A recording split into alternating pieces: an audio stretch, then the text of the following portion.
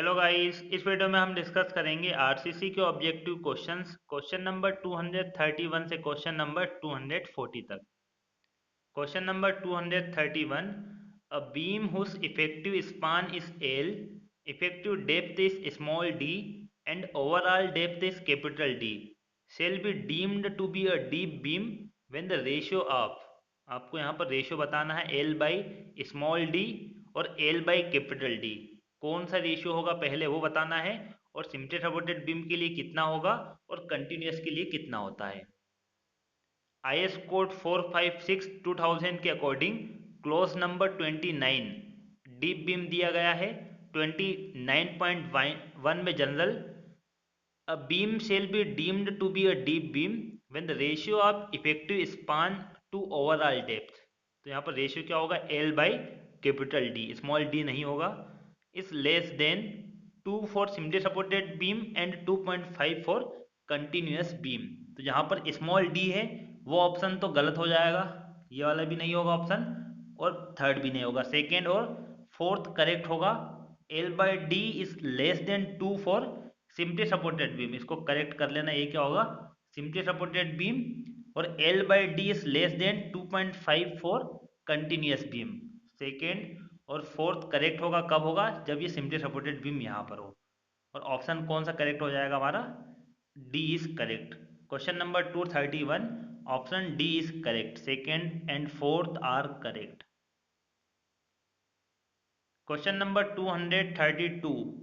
The effective span of a deep beam is taken as, effective span deep beam का क्या लिया जाता है। Option A centre to centre distance between supports, B 1.15 times the clear span, C smaller of A and B, और option D larger of A and B.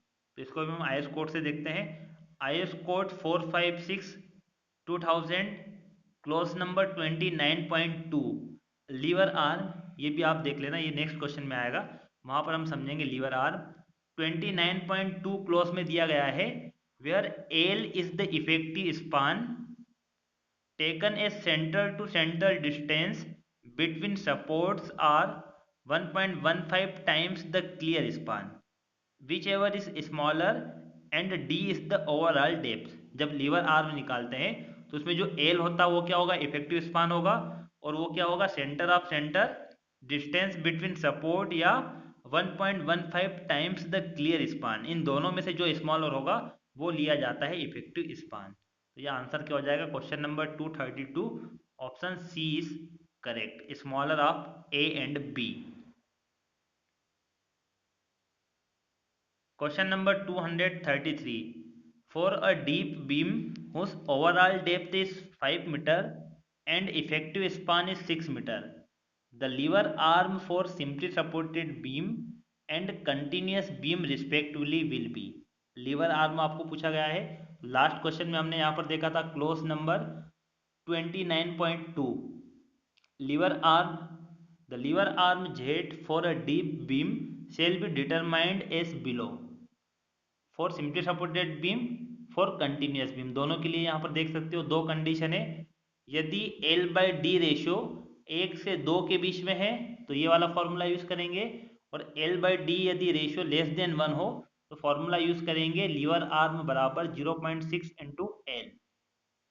Second आप देख सकते हो कंटिन्यूस बीम के लिए फॉर्मूला चेंज हो जाएगा, यहाँ पर 2 की जगह क्या आएगा 1.5, ठीक है, ये कंडीशन सेम है, यहाँ पर 2 की जगह 2.5 हो जाएगा।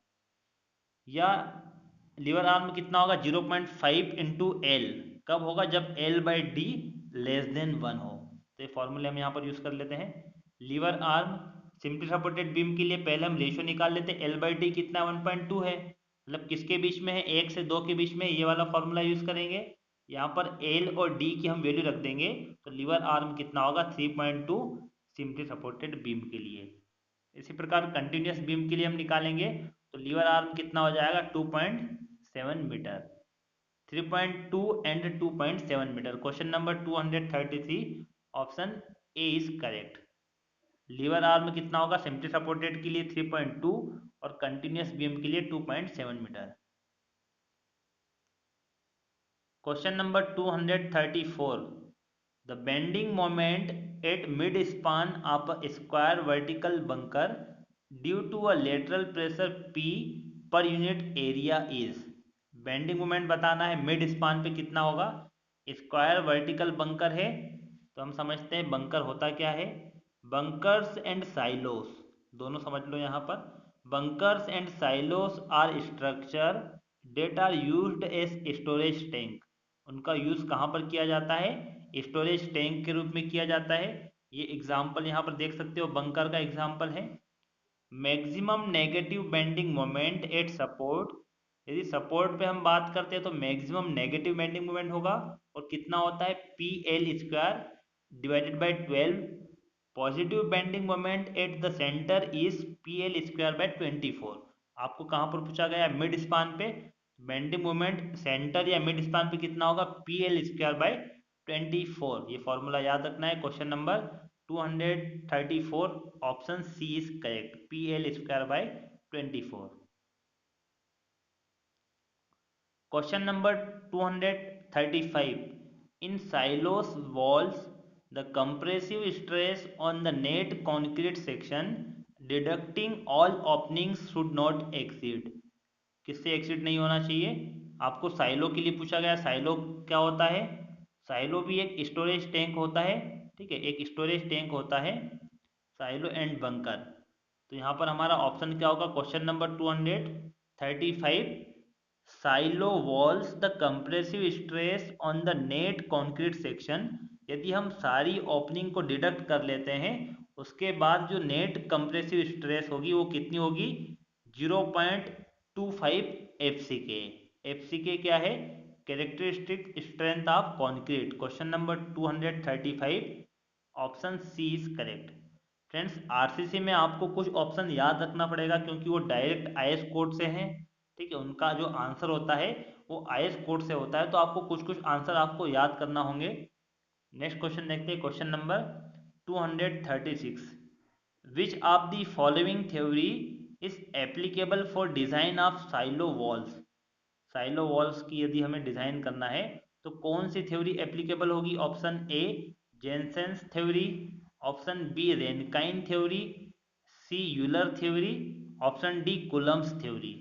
तो फ्रेंड्स रेनकाइन और यूलर थ्योरी, ये आपको पता है दोनों थ्योरी का यूज़ हम कहाँ पर करते हैं, कॉलम के लिए करते हैं।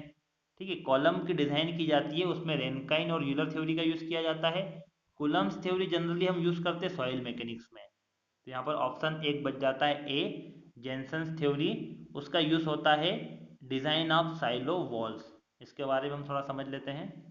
जेनसेंस theory, Jensen 1895 is most widely used by silo designers. In his theory, Jensen made two assumptions. दो assumptions थे। पहला assumptions क्या था, stresses are independent of the horizontal coordinates। जो स्ट्रेस होगी वो इंडिपेंडेंट होगी हॉरिजॉन्टल कोऑर्डिनेट से। The ratio of lateral to vertical pressure के is a constant relative to depth of fill. तो दो एजम्पशंस आपको याद रखना है, पूछे जा सकते हैं। Question number 236 option A is correct.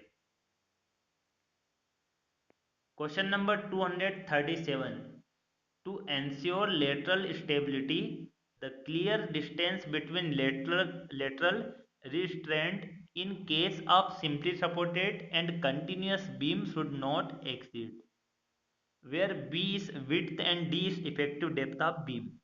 ये भी आपको आईएस कोड से याद रखना है। क्या हो जाएगा यहाँ पर ऑप्शन, हमारा ऑप्शन ए करेक्ट होगा। आईएस कोड के अकॉर्डिंग लेजर ऑफ 60 बी और 250 B square by D. Question number 237 option A is correct. Question number 238, consider the following statements in regard to silos and bunker. Silos और bunker से related आपको तीन statement दिए गए हैं, तीनों में से बताना है कौन कौन से स्टेटमेंट करेक्ट होंगे। The horizontal pressure on the wall of the silo increases linearly with depth from top. Second, the horizontal pressure on the wall of the bunker increases linearly with depth from top. और third है the ratio of vertical pressure in silos at the time of emptying to that at the time of filling is less than 1। तो friends पहला वाला तो correct, ये third वाला जो है वो तो करेक्ट हो जाएगा थर्ड, ठीक है। और यदि हम साइलो और बंकर की बात करते हैं तो बंकर में क्या होगा, हॉरिजेंटल प्रेशर बंकर की जो वॉल पे होता है वो इंक्रीज होते जाता है जैसे जैसे डेप्थ बढ़ते जाएगी, ठीक है। मतलब जैसे जैसे हम डेप्थ में नीचे की ओर आते हैं, टॉप से नीचे की ओर आएंगे, ठीक है, तो जो हॉरिजेंटल प्रेशर है वो इंक्रीज होते जाएगा। ये बंकर के केस में होता है और साइलो के केस में इसका उल्टा होता है, डिक्रीज होते जाएगी, decrease linearly with depth from top. तो यहाँ पर दो स्टेटमेंट हमारे करेक्ट हो जाएंगे, सेकेंड और third. Question number 238 option B is correct, second and third are correct. Question number 239 for RCC bridges the smallest span beyond which the impact factor is same for class A और B और A and 70 R loading wheeled vehicles is. तो हम यहाँ पर इसका formula देख लेते, formula क्या होगा। Impact factor in RCC bridges is given by, for class A और बी लोडिंग, ठीक है, क्लास ए और बी लोडिंग के लिए इम्पैक्ट फैक्टर का फॉर्मूला क्या होता है, I is equal to 0.5 for L less than 3.0 metre. यदि एल 3 मीटर से लेस देन है तो इम्पैक्ट फैक्टर कितना होगा 0.5। यदि एल 3 से 45 के बीच में है, इम्पैक्ट फैक्टर कितना होगा 4.5 डिवाइडेड बाई एल प्लस 6। और यदि एल ग्रेटर देन 45 मीटर है तो इम्पैक्ट फैक्टर कितना होगा 0.088। ये किस केस में है, फॉर क्लास ए और B loading. Class A and 70 R loading के लिए impact factor 0.25 for L less than 12। यदि एल 12 से 45 के बीच में है तो formula 4.5 divided by L plus 6। और यदि एल ग्रेटर देन 45 है तो कितना हो जाएगा 0.088। अब क्वेश्चन हम देख लेते हैं, क्वेश्चन क्या है। RCC bridges the smallest span beyond which the impact factor is same. आपको स्मॉलेस्ट स्पान बताना है कि यदि उससे ज़्यादा स्पान होगा तो इम्पैक्ट फैक्टर सेम होगा सभी लोडिंग के लिए। तो यहाँ पर हम देख लेते हैं, पहला केस देखेंगे, स्पान 3 मीटर से कम है, यहाँ पर स्पान 12 मीटर से कम है, ठीक है। तो यहाँ पर इम्पैक्ट फैक्टर दोनों के लिए अलग अलग है। यदि स्पान 3 मीटर से ज़्यादा है तो यहाँ पर इम्पैक्ट फैक्टर आप देख सकते हो, और ये 12 मीटर से ज़्यादा है तो इम्पैक्ट फैक्टर, मतलब यहाँ पर मिनिमम स्पान कितना होगा 12 मीटर। 12 मीटर से ज़्यादा स्पान है तो दोनों के लिए इम्पैक्ट फैक्टर क्या होगा, सेम होगा। तो मिनिमम स्पान कितना होगा 12 metre. Question number 239 option B is correct, 12 metre. Last question है क्वेश्चन नंबर 240। फ्रेंड्स वीडियो अच्छा लगा तो वीडियो को लाइक कर दो, यदि आप चैनल पर नए हैं तो चैनल को सब्सक्राइब कर दो जिससे कि आपको लेटेस्ट वीडियो मिल सके। Question number 240, match list first with list second in connection with moment capacity for different condition and types of slab as per yield line theory and select the answer using the codes given below. List आपको given है दो, पहली list में type of slab और second list में moment capacity. ये फॉर्मूले आपको डायरेक्ट फॉर्मूले याद करना है। इक्विलेटरल ट्राइंगल स्लेब है उसके लिए यहाँ पर फॉर्मूला कौन सा होगा, सेकेंड वाला फॉर्मूला होगा, WL²/74। Simply supported square slab है उसके लिए फॉर्मूला क्या हो जाएगा, WL²/24। और square slab fixed at all ages, formula होगा WL²/48। Question number 240 option A is correct. Thank you for watching. Friends video अच्छा लगा तो वीडियो को लाइक कीजिए, किसी भी क्वेश्चन में आपको डाउट हो तो कमेंट करके पूछ सकते हो। वीडियो को ज़्यादा से ज़्यादा शेयर कीजिए और चैनल को सब्सक्राइब कीजिए जिससे कि आपको लेटेस्ट वीडियो मिल सके।